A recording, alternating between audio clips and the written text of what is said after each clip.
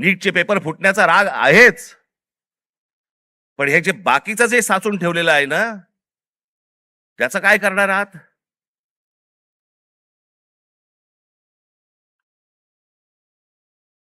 दोन 2014 मध्ये परदेशातील शिक्षणावरती भारतीयांनी, परदेशात जे गेले लोक 2014 मध्ये, त्या भारतीयांनी किती पैसे खर्च झाले त्यांनी स्वतःहून जे खर्च केले, म्हणजे आपल्या देशातनं जे बाहेर पैसे गेले ते किती गेले, तर ते 79,500 कोटी खर्च झाले. 79,500 कोटी. आज हा खर्च वाढून, आज 2026 मधली गोष्ट बोलतोय, किती वरती गेलाय, तर तो 5,85,000 कोटीवरती गेलाय. म्हणजे 5,85,000 कोटी हे आपल्या देशातनं आपली मुलं बाहेर शिक्षणासाठी गेलेत, त्यांच्या आई वडिलांनी जो खर्च केलाय तो 5,85,000 कोटी आपल्याकडनं परदेशात गेलेले आहेत. हजारो उद्योगपती, हा तर लोकसभेमधला आकडा आहे, हजारो उद्योगपती आपला सगळा बोजा बिस्तारा गुंडाळून परदेशात निघून गेलेत.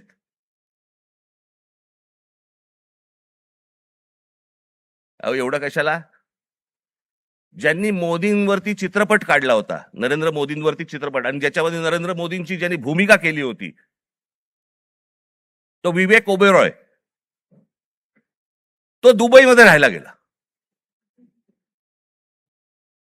दुबईचा नागरिक आहे तो, तो भारतात राहत नाही. मोदीजींनी खूप चांगलं काम केलंय, मोदीजी देशाला मोठं करतायत, मोदीजी देशामध्ये काय काय काय उद्योग आणतायत, हे आणतायत वगैरे वगैरे, अशी मुक्ता फळं जी आत्ता केली. तो कोण? आर माधवन, माधवन ना तो, आर माधवन. विचारा कुठे राहतो हा आर माधवन? दुबईमध्ये स्थायिक झालेला आहे. यांना जर समजा या देशाबद्दल आहे प्रेम, या देशातल्या पंतप्रधानांबद्दल प्रेम आहे, ते विकास करतायत, हा जर समजा ह्यांना विश्वास आहे, हे परदेशात का जाऊन राहतायत? हे परिवारासकट दुबईला जाऊन का राहतायत? इथे येणार, स्पॉन्सर फिल्म मध्ये काम करणार, गव्हर्नमेंट स्पॉन्सर्ड फिल्म मध्ये, ते धुरंधर बिरंदर, आणि मग इथून करून जाणार परत दुबईला. देशात खूप चांगलं चाललेलं आहे, मी चाललो दुबईला. ही माणसं दुबईला जात आहेत. या मुलांचं काय घेऊन बसलोय आपण?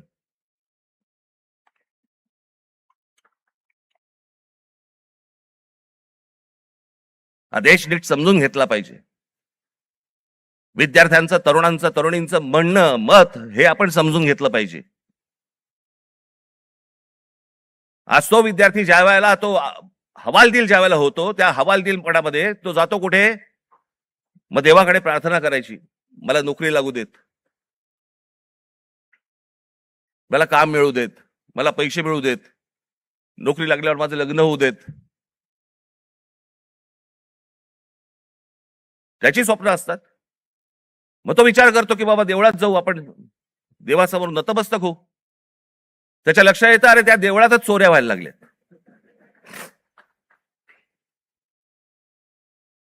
देवळात चोऱ्या.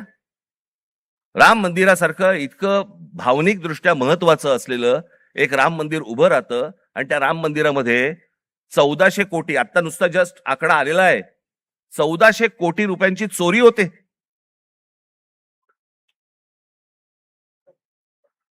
आणि याच्यावरनं सरकारमध्ये असलेले कोणीही त्याच्यावरती बोलायला तयार होत नाहीत. राम मंदिरावरती मतं मागताना बरोबर गेलात तुम्ही, मग ज्या वेळेला 1400 कोटी रुपयांची चोरी झाली, पंतप्रधान स्वतः एकटे गेले होते, सगळेजण बाजूला उभे होते, स्वतः एकट्याने जाऊन तिकडे जाऊन पूजा केली, प्रतिष्ठापना केली, सगळ्या गोष्टी केल्या. पंतप्रधानांनी याच्यावरती बोलायला नको राम मंदिराच्या चोरीबद्दल? का त्या अयोध्येमधनं एक खासदार निवडून नाही आला म्हणून आमचा संबंध तुटला, असं आहे?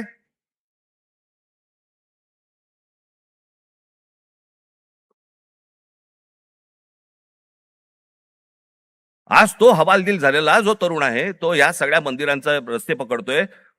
धर्मांध बनवू नका त्या तरुणाला. शिक्षणाच्या वाटेवरती लावा. नुसतं जय श्रीराम बोलून होणार काही नाहीये. आज अनेक गोरक्षक गाड्या पकडतायत, गायी पकडतायत, सगळ्या पकडतायत. आणि हेच आमचेच पंतप्रधान ऑस्ट्रेलियामध्ये जाऊन सांगतायत की बीफ एक्सपोर्ट मध्ये भारत हा 1 नंबरचा देश आहे. बीफ एक्सपोर्ट मध्ये ते कापल्याशिवाय होणार आहे का एक्सपोर्ट मध्ये आपण 1 नंबरचे? मग त्या गोरक्षकांचं काय करायचं? आपण करतोय काय? देश चाललाय कुठे? देश काय विचार करतोय? काय कशाचा कशाला ताळमेळ नाही. बस दिसली जमीन की दे अदानीला, दिसलं जंगल की दे अदानीला. आम्ही काही ह्या सगळ्या गोष्टींची काय फक्त टीका करण्यासाठी हा विषय नाहीये. मला असं वाटतं ही गोष्ट परिस्थिती समजून घेणं गरजेचं आहे की या देशामध्ये काय सुरू आहे आणि काय घडतंय. मी आज अजून एक गोष्ट तुमच्या समोर आणणार आहे. माझे पत्रकार बांधव इथे आलेले असतील. तुम्ही विचार करा, आपण जातो, श्रद्धेने जातो, मंदिरात जातो, आपण काही दानपेटीमध्ये टाकतो, ज्याच्यावरती या देशाच्या सगळ्या मंदिरांमध्ये लाखो कोटी रुपये जमा होतात. काय होतात त्याचं, काय होतं काय नाही माहित नाही. त्याचे ट्रस्ट असतात, त्याचे ट्रस्टी असतात सगळे. मग त्याच्यातनं आपल्याला कळतं चोऱ्या होत आहेत. आता हे प्रकरण घ्या. पत्र आहे प्रति माननीय श्री एकनाथ शिंदे साहेब, उपमुख्यमंत्री महाराष्ट्र राज्य. विषय सिद्धिविनायक मंदिर न्यास मधील दानपेटीतील चोरीबाबत वरिष्ठ पातळीवरती चौकशी करण्याबाबत. जिथे आपण श्रद्धेने जातो, जिथे दानपेटीमध्ये आपल्याकडे भाविक जातात आणि पैसे टाकतात,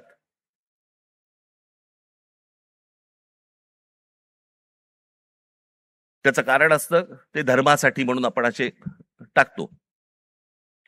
महोदय, आम्ही स्वाक्षरी करणारे सर्व सिद्धिविनायक न्यास मंदिर प्रभादेवी मुंबई येथील विश्वस्त आहोत. साहेब, आपण विश्वासाने आमची संबंधित ट्रस्टवरती सदस्य म्हणून नियुक्ती केली असून आपल्या विश्वासाला पात्र राहण्याचा आम्ही प्रामाणिकपणे प्रयत्न करत आहोत. भाषा पण बघा, मंदिर आहे का कंपनी येतेच कळत नाही मला. त्यामुळे मंदिरात गेल्या 1.5 वर्षाच्या कालावधीत विविध उपाययोजना राबविताना मंदिराची मिळकत 35% जादा वाढविण्यात आम्ही काही प्रमाणात यशस्वी झालो आहोत. मिळकत तुम्ही कसे यशस्वी झालात? असो. महोदय, विश्वस्तांच्या सतर्कतेमुळे मंदिरातल्या दानपेटीतून पैसे चोरणारे कर्मचारी पकडले गेलेले आहेत. हे कर्मचारी पकडण्यापूर्वी दर बुधवारी मंदिरातल्या दानपेटीतील रकमेची मोजदाद ही 50 लाख रुपयाच्या आत होती. मात्र हे कर्मचारी पकडल्यानंतर गेले 3 आठवड्याची दानपेटी रक्कम ही 1.5 कोटी रुपयांच्या घरात पोहोचली आहे. याचाच अर्थ यापूर्वी दर आठवड्याला दानपेटीतील जमा होणाऱ्या काही रकमेतील काही रक्कम ही लंपास होत होती. त्यामुळे दरवर्षी सुमारे 18 कोटी रुपयांचे मंदिराचे नुकसान होत होते.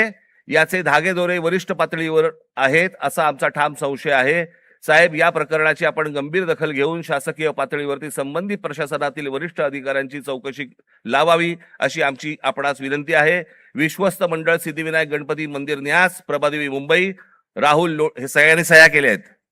राहुल लोंढे, भास्कर शेट्टी, महेश मुदलियार, जितेंद्र राऊत, मीना कांबळी, मनीषा तुपे, गोपाळ दळवी, सुदर्शन सांगळे हे त्यांचं पत्र आहे.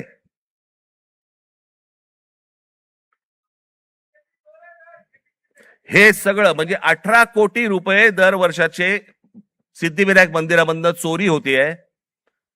आपण भाबडेपणाने भाविकपणे आपण तिकडे जातोय, दानपेटीमध्ये आपण टाकतोय. हे असल्या चोऱ्या होत आहेत. ही माणसं सगळी मंदिरं लुटतायत. हाच तो तरुण, हेच ते विद्यार्थी परीक्षांच्या वेळेला नोकरीसाठी मंदिरामध्ये जात आहेत, पायऱ्या झिजवतायत, सांगतायत देवाला मला नोकरी मिळू देत, आणि त्याच मंदिरामध्ये चोऱ्या होत आहेत. तिकडचेच विश्वस्त चोऱ्या करतायत. तिकडचीच माणसं चोऱ्या करतायत. हा आमचा धर्म, ही आमची धर्माची मंदिरं. सरकारवरती विश्वास ठेवता येत नाही म्हणून मंदिरात जावं तर मंदिरावरती विश्वास ठेवता येत नाही. ही जर समजा देशाची परिस्थिती असेल, होईल काय? रस्त्यावरतीच उद्रेक होईल.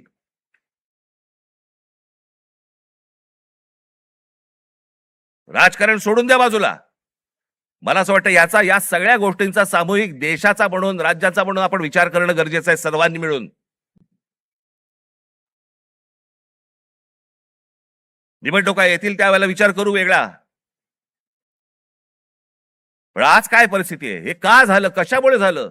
हा उद्रेक का झाला? मला असं वाटतं ह्या गोष्टी समजून घ्यायला नको.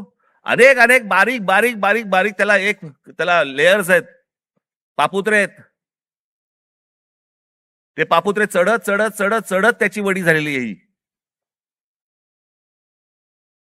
मला असं वाटतं ही गोष्ट सरकारने समजून घेणं गरजेचं आहे. आज मनातल्या तरुणांच्या, विद्यार्थ्यांच्या आशा, आकांक्षा, महत्वाकांक्षा या मला असं वाटतं विद्यार्थी सेनेने समजून घेणं गरजेचं आहे.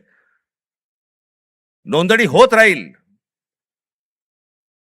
पण त्यांची ते काय विचार करतायत मला असं वाटतं हे पाहणं गरजेचं आहे. याच्यामध्ये जर बदल झाला नाही, मी हीच गोष्ट एकदा मागे जेव्हा नीटचा पेपर फुटला होता 2016 साली, त्यावेळी मी पंतप्रधानांना फोन केला होता आणि त्यांना मी सांगितलं होतं की म्हटलं हे तुम्ही स्वतः ह्याच्यामध्ये जातीने लक्ष घाला या प्रकरणामध्ये.